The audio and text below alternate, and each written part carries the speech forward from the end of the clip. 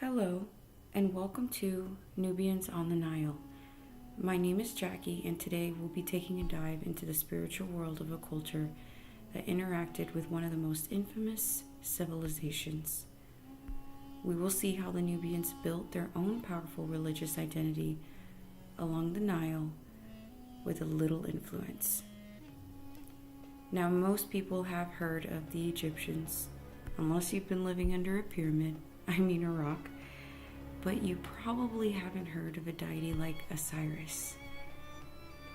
Because the Nubians were Egypt's southern neighbor, they worshipped many of the same gods. And one thing they had in common was the Nile River.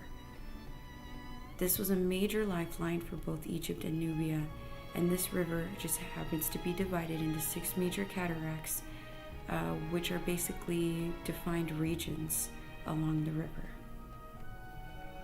And within the first cataract lies a key religious center, the city of Philae. This is today's northern Sudan in southern Egypt.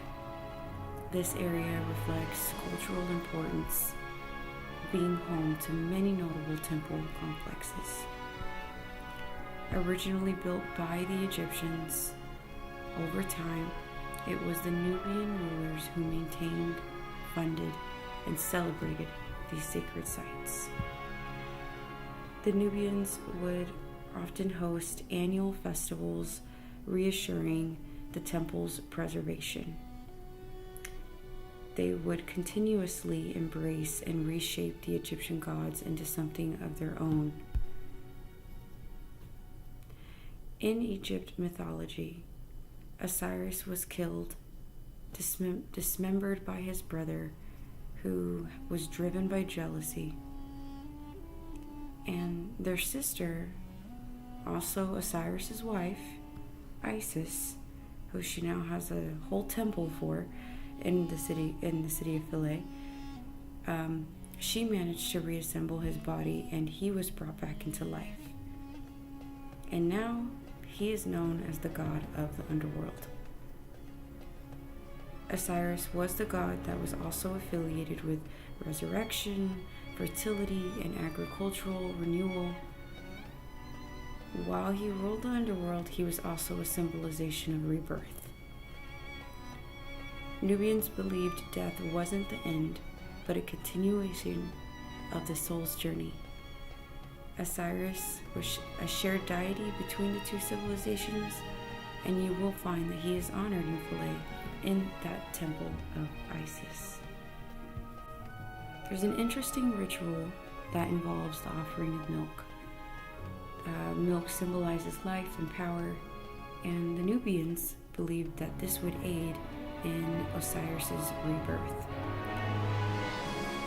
These ceremonies would be held usually during early fall or whenever the Niles were at its peak and it was about to flood, and this was a sign to everyone that this was a time of renewal. Now, with time, the Nubian religious beliefs faded.